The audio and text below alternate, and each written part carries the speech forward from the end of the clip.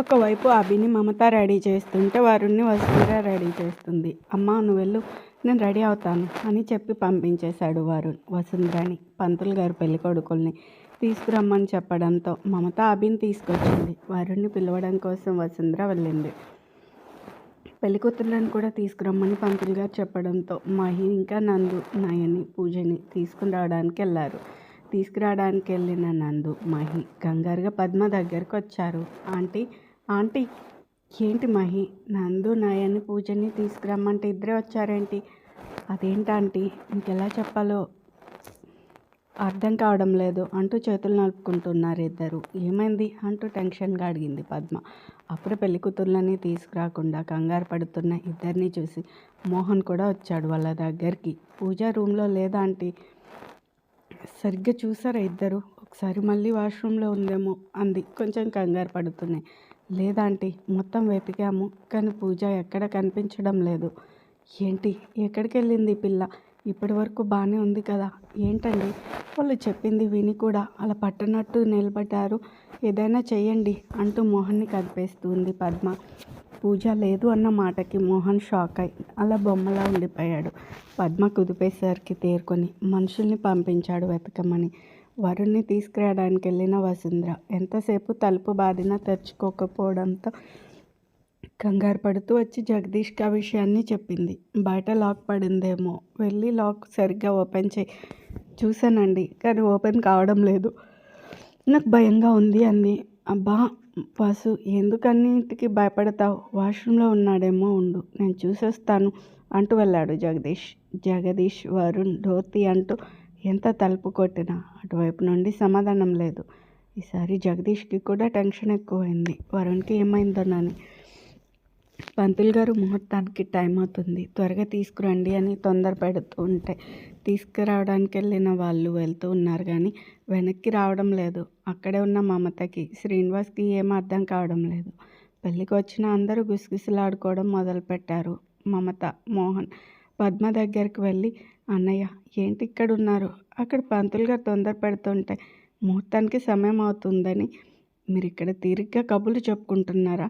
వదిన వెళ్ళి నయని పూజని తీసుకురండి అంది టెన్షన్ పడుతూ చేతులు నలుపుకుంటూ. వదిన అది పూజ కనిపించడం లేదు అని మెల్లగా చావు కబురు చల్లగా చెప్పింది. షాక్ అయ్యి, ఏంటి పూజ కనిపించడం లేదా? ఎక్కడికి వెళ్ళింది? ఎవరికైనా చెప్పిందా ఎక్కడికి వెళ్తుందో? లేదు వదిన, ఎవరికి ఏం చెప్పలేదు. మరి ఇప్పుడు ఏం చేద్దామన్నయ్య? మన మనుషుల్ని పంపించాను వెతకమని, కాసేపట్లో రావచ్చు. మరి నయ ఏది? నయ రూమ్లోనే ఉంది, తనకి ఇదేమీ తెలియదు వదిన.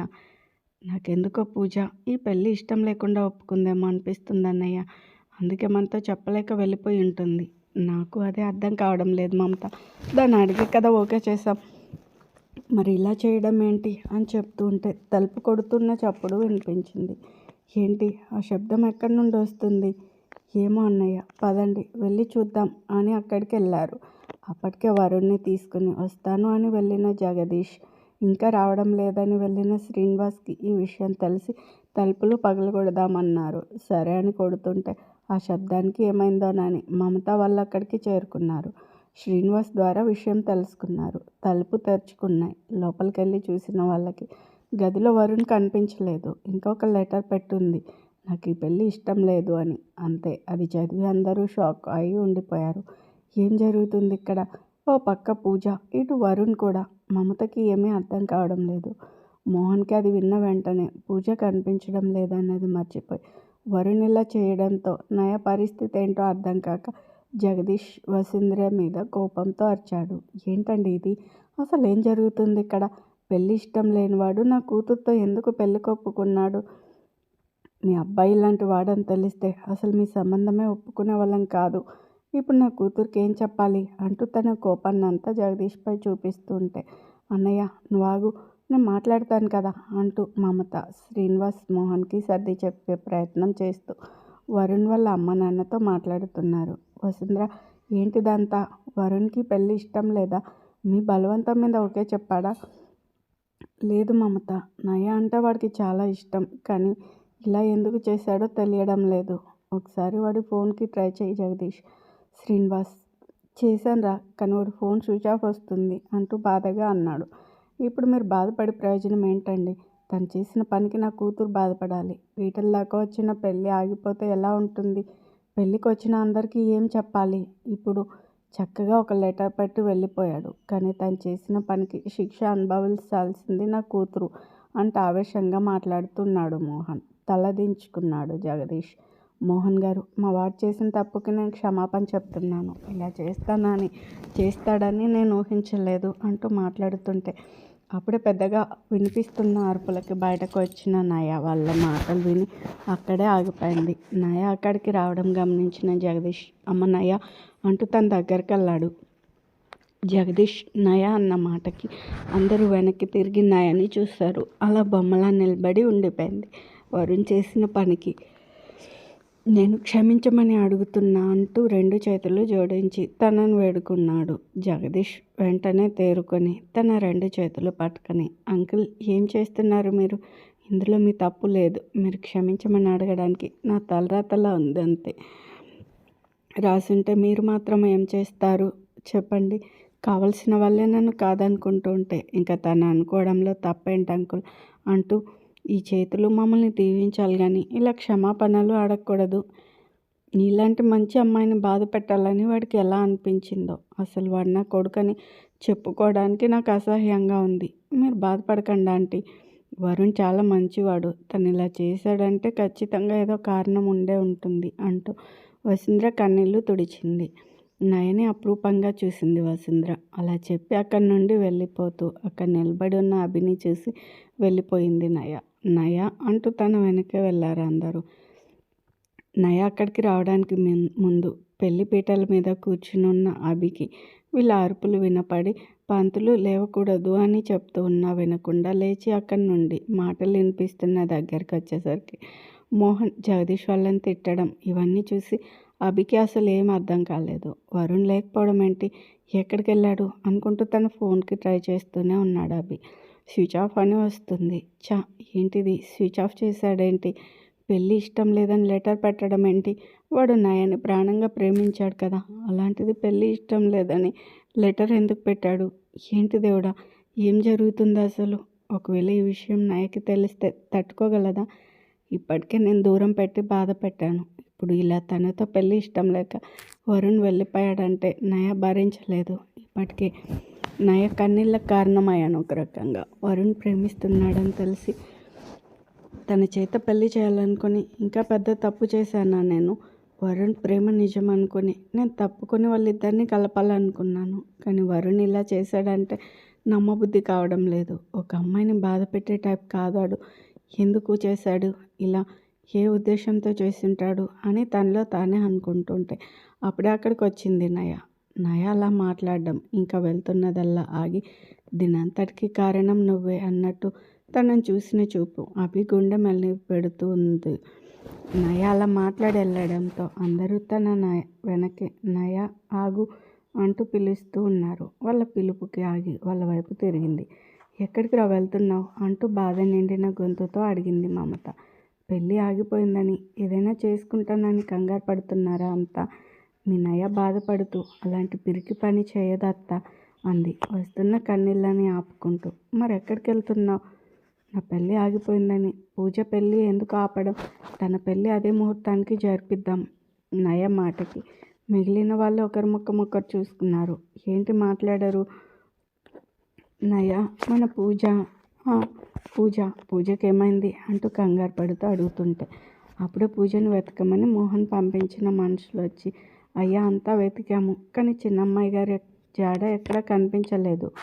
ఆ మాటకి షాక్ అవ్వడం నయవంత అయింది. వెంటనే మోహన్ దగ్గరకు వచ్చి నాన్న ఏమైంది? పూజ ఎక్కడికి వెళ్ళింది? మీరంతా మౌనంగా ఎందుకున్నారు? అసలు ఏం జరుగుతుంది? నాకు చెప్తారా లేదా? మహి, నందు మీరైనా చెప్పండి ఏమైందో అంటూ అరుస్తుంది.